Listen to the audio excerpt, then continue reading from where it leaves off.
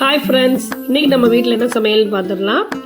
நான் இன்றைக்கி variety rice தான் பண்ணியிருக்கேன். எல்லோரும் இதை பார்த்தோன்னே லெமன் ரைஸ் தானே அப்படின்வாங்க. லெமன் ரைஸ் கிடையாது, சீரக சாதம். என்னுடைய சிஸ்டர் வந்து எனக்கு சொல்லிக் கொடுத்தாங்க. ரொம்பவே டேஸ்டியான ஒரு ஹெல்த்தியான ரெசிபி தான் இது.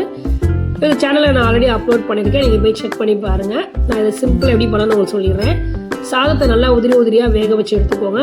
அதில் வந்து நல்லெண்ணையும் உப்பும் போட்டு நல்லா ஆற வச்சுக்கோங்க. இங்கிட்டு கடாயில் வந்து 1 ஸ்பூன் சீரகமும் 4-5 மிளகு போட்டு ட்ரை ரோஸ்ட் பண்ணி பொடி பண்ணி வச்சுக்கோங்க.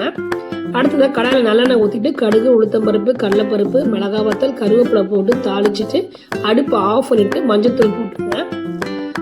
தாளிச்சு எல்லாத்தையும் இதில் போட்டு நல்லா கொட்டிட்டு ஜீரக பொடியை மேலே தூவிட்டு இந்த மாதிரி கிண்டினீங்கன்னா சூப்பரான ஜீரக சாதம் ரெடி ஆகிடும்.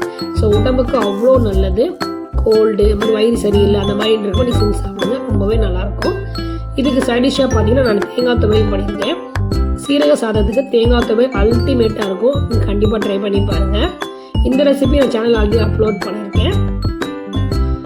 நீங்கள் இந்த மாதிரி வெளியில் எங்கேயாவது போயிட்டீங்க, இல்லை அவசரத்துக்கு ஏதாவது டக்குன்னு செய்யணும்னு நினச்சிங்கன்னா இந்த தேங்காய் துவையல் நீங்கள் ஈஸியாக பண்ணிடலாம். சாதத்தை வச்சுட்டு தேங்காய் துவையலை போட்டு நல்லெண்ணெய் ஊற்றி நல்லா பிசைஞ்சு அப்பளம் வச்சு சாப்பிட்டீங்கன்னா அவ்வளோ டேஸ்ட்டாக இருக்கும்.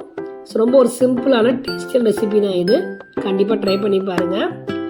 அடுத்ததாக பார்த்தீங்கன்னா நிறைய பால் ஊற்றி ஒரு போட்டு தயிர் போட்டு கடுகு, உளுத்தம்பருப்பு, கருவேப்பிலை, பச்சை மிளகாய், இஞ்சி போட்டு க்ரீமியான கர்ட் ரைஸ் பண்ணி வச்சுருக்கேன். ஸோ ரொம்பவே சூப்பராக இருக்கும். அடுத்ததாக எங்களுக்கு பார்த்தீங்கன்னா ஸ்நாக்ஸுக்கு நான் வந்து கருப்பு சுண்டல் வேக வச்சு தாளித்து வச்சுருக்கேன். என்னுடைய பையனுக்கு பார்த்தீங்கன்னா நான் இன்றைக்கி ஸ்நாக்ஸுக்கு கொய்யாக்காய் தான் கட் பண்ணி வச்சுருக்கேன்.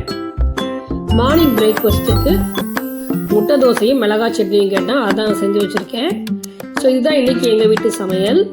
வீடியோ உங்களுக்கு பிடிச்சிச்சுன்னா லைக், ஷேர், கமெண்ட் பண்ணுங்கள். மறக்காமல் மாஸ் குக்கிங்க்கு சப்ஸ்கிரைப் பண்ணுங்கள். பெல் ஐக்கானை கிளிக் பண்ணுங்கள். Bye friends.